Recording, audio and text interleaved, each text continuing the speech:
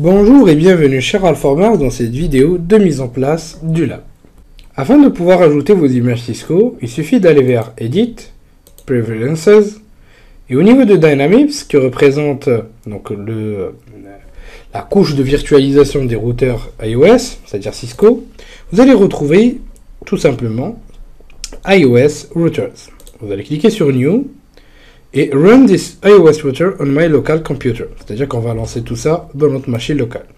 À partir de là, vous pouvez soit choisir une image déjà existante, par exemple que j'ai déjà copiée, sinon vous pouvez naviguer vers l'image que je vous ai donnée au niveau des ressources.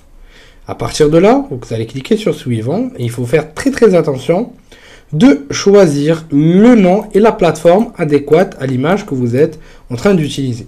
Pourquoi? Parce que tout simplement, cela ne va pas marcher si jamais vous faites le contraire. Ensuite, on va cliquer sur Suivant. Donc, le nom est déjà pris. Donc, allez, je vais mettre 2.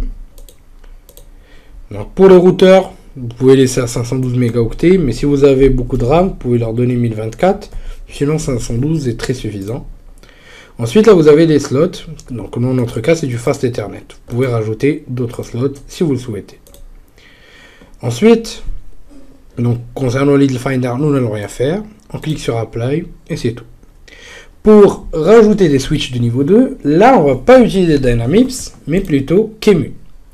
À partir de là, nous allons juste cliquer sur New. Donc, bien sûr, on va exécuter tout ça sur nos machines locales. Ensuite, on va lui donner un nom. Donc, par exemple, là, allez, SWL2. Suivant. On lui donne quand même assez de RAM. Donc, moi, je lui donne 1024. Parce qu'après, il y a beaucoup de charges. Et vérifiez bien que QEMU est bien sur x86-64. Version 2.4.0. Donc, actuellement. Suivant. Et là, il faudra choisir Telnet. Mais bien sûr, vous pouvez aussi utiliser d'autres méthodes de manipulation de la console. Suivant. Donc, soit vous pouvez utiliser une image déjà existante, comme ceci. Sinon, vous cliquez sur New et vous naviguez encore une fois vers l'image que je vous ai donnée au niveau des ressources.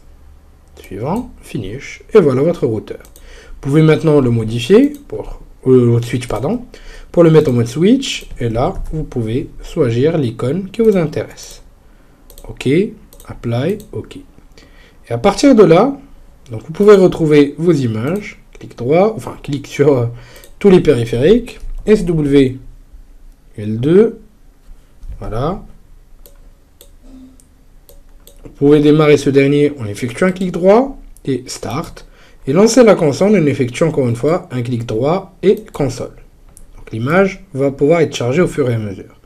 Le temps que ça charge, on va importer notre routeur qu'on a nommé tout à l'heure, donc C7202. Pareillement, le démarrage se fait de manière très simple.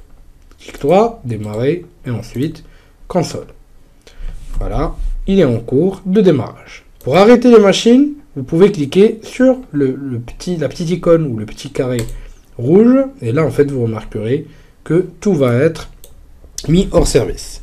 Sauf pour la partie Cisco ASA, donc là l'implémentation de cette dernière sous Genestro un petit peu plus compliqué et on va la découvrir au niveau de la deuxième partie de la formation. Pour le reste, on va pouvoir le découvrir ensemble au fur et à mesure. Je vous dis merci de votre suivi et à la prochaine vidéo sur Alform.